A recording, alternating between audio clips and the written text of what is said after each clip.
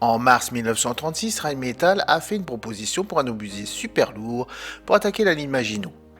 Leur concept initial était une arme qui serait transportée par plusieurs véhicules à chenilles et assemblée sur place. Mais le long temps de préparation les a conduits à le changer en arme automotrice en janvier 1937. Des essais de conduite approfondis ont lieu entre 1938 et 1939 en utilisant le premier Neubauer Fahrzeug, un prototype de char et un modèle à l'échelle pour étudier la pression au sol extrêmement élevée et la direction d'un véhicule aussi énorme. Les essais de tir ont lieu en juin 1939.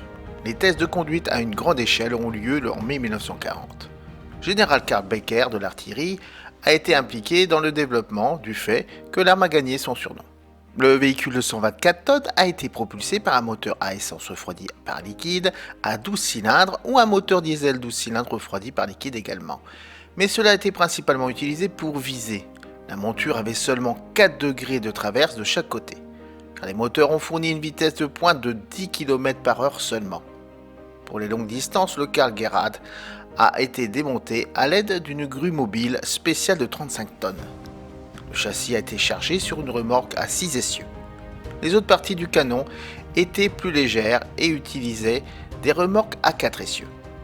Si la remorque avec le châssis à bord devait traverser un pont qui ne pouvait pas supporter leur poids combiné, le châssis devait être déchargé et traversé par sa propre puissance. Les essais de tir de 600 mm ont fait un cratère jusqu'à 15 mètres de large et 5 mètres de profondeur. Une plus grande portée était souhaitée et le modèle perforant 040 a été introduit en 1942. Les essais de tir pour les obus de 540 mm n'ont pas été achevés avant la fin 1944 et ils n'ont pas été utilisés au combat avant cette date.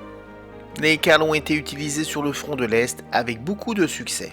Après la Seconde Guerre mondiale, quelques obus de 60 cm ont été trouvés à Varsovie. Le plus récent a été trouvé le 28 août 2012 à environ 10 mètres sous la surface du sol, lors de la construction de la deuxième ligne du métro de Varsovie.